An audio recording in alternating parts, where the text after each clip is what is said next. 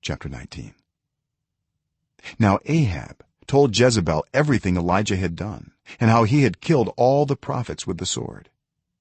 So Jezebel sent a messenger to Elijah to say, may the gods deal with me, be it ever so severely, if by this time tomorrow I do not make your life like that of one of them. Elijah was afraid and ran for his life.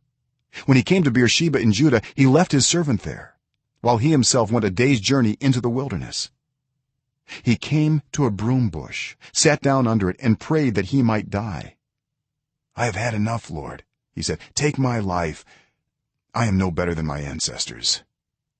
Then he lay down under the bush and fell asleep. All at once an angel touched him and said, get up and eat. He looked around, and there by his head was some bread baked over hot coals and a jar of water. He ate and drank and then lay down again. The angel of the Lord came back a second time and touched him and said, get up and eat, for the journey is too much for you. So he got up and ate and drank. Strengthened by that food, he traveled 40 days and 40 nights until he reached Horeb, the mountain of God. There he went into a cave and spent the night.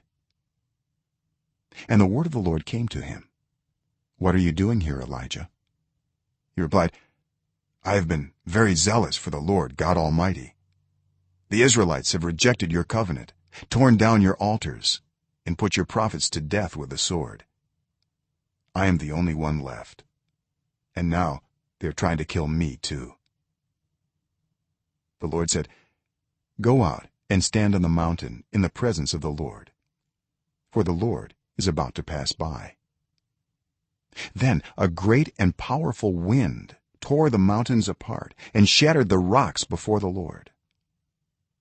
But the Lord was not in the wind. After the wind there was an earthquake, but the Lord was not in the earthquake. After the earthquake came a fire, but the Lord was not in the fire. And after the fire came a gentle whisper. When Elijah heard it, he pulled his cloak over his face and went out and stood at the mouth of the cave. Then a voice said to him, what are you doing here, Elijah? He replied, I have been very zealous for the Lord God Almighty. The Israelites have rejected your covenant, torn down your altars, and put your prophets to death with the sword. I am the only one left, and now they are trying to kill me too. The Lord said to him, go back the way you came and go to the desert of Damascus. When you get there, anoint Hazael king over Aram. Also anoint Jehu son of Nimshi king over Israel, and anoint Elisha son of Shaphat from Abel-Meholah to succeed you as prophet. Jehu will put to death any who escape the sword of Hazael, and Elisha will put to death any who escape the sword of Jehu. Yet I reserve 7,000 in Israel, all whose knees have not bowed down to Baal, and whose mouths have not kissed him. So Elijah went from there and found Elisha son of Shaphat. He was plowing with 12 yoke of oxen, and he himself was driving the 12th pair. Elijah went up to him and threw his cloak around him. Elisha then left his oxen and ran after Elijah.